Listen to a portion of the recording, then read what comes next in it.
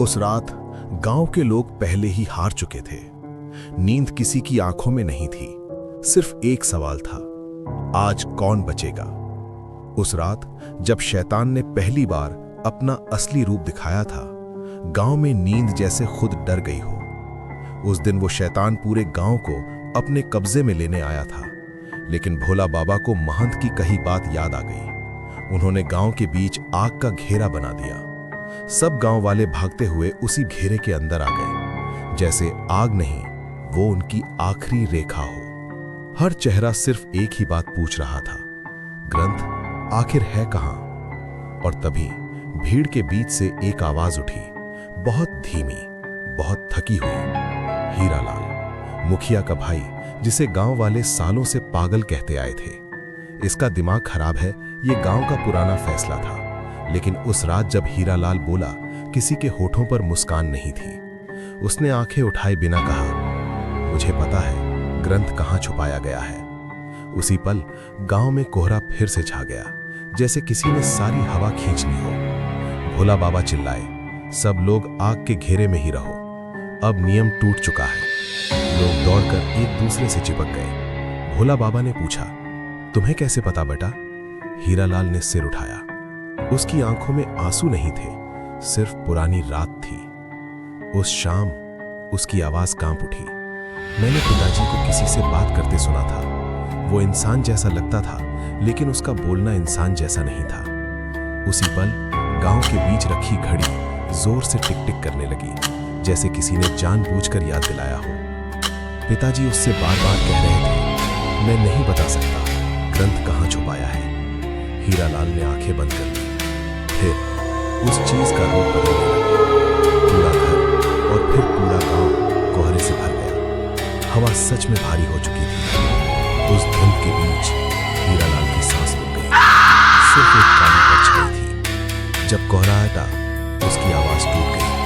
पिताजी जमीन पर पड़ गए। उनकी गर्दन गलत दिशा में थी। आंखें खुली थी, लेकिन देख नहीं रही थी। उसने धीरे से कहा, वो मरे हुए नहीं लग रहे थे, जैसे कोई उनके अंदर रह गया हो। उस रात के बाद हीरालाल शैतान आएगा ऐसा बोलने लग गया, इसीलिए गांव वालों ने उसे पागल मानने लगे।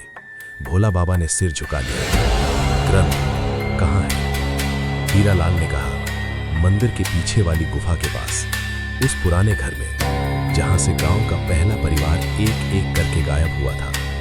लोग कांप गए, शैतान वहीं से आता है, किसी ने फुसफुसाया। भोला बाबा ने कहा, हम आज रात नहीं जाएंगे, कल दिन में सब साथ। दिन का इंतजार शुरू हुआ, लेकिन श्राप इंतजार नहीं करता।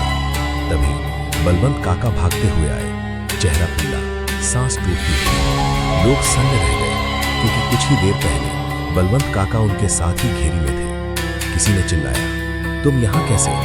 बलवंत काका कांपते हुए बोले, मैं तो घर पर सो रहा था, गांव में हड़कंप मच गया, तो फिर हमारे साथ कौन था? बलवंत काका ने रोती आवाज में कहा, मेरे घर के पीछे कई काली बिल्लियां रो रही थी। इतना सुनते ही गांव वाले चीख पड़े। भोला बाबा ने धीरे से कहा, लगता है वो हमारी बातें सुन रहा था, अब उसे भी पता चल गया है। उस रात गांव में सिर्फ डर था। सुबह लोग कांपते हुए गुफा के पास पहुंचे। दिन के उजाले में भी वहां अंधेरा था।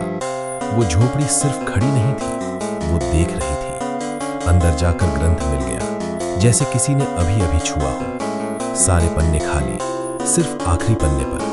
यह ग्रंथ सिर्फ वही पढ़ सकता है जिसका मन साफ हो। उसी पल मंदिर के पीछे घंटी बज उठी।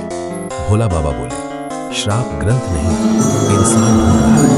और जैसे ही सब पीछे मुड़े, हीरालाल वहां नहीं था। जमीन पर सिर्फ पैरों के निशान, जो सीधे गुफा की तरफ जा रहे थे। अरे ये क्या हो गया? हीरालाल कहाँ चले गए?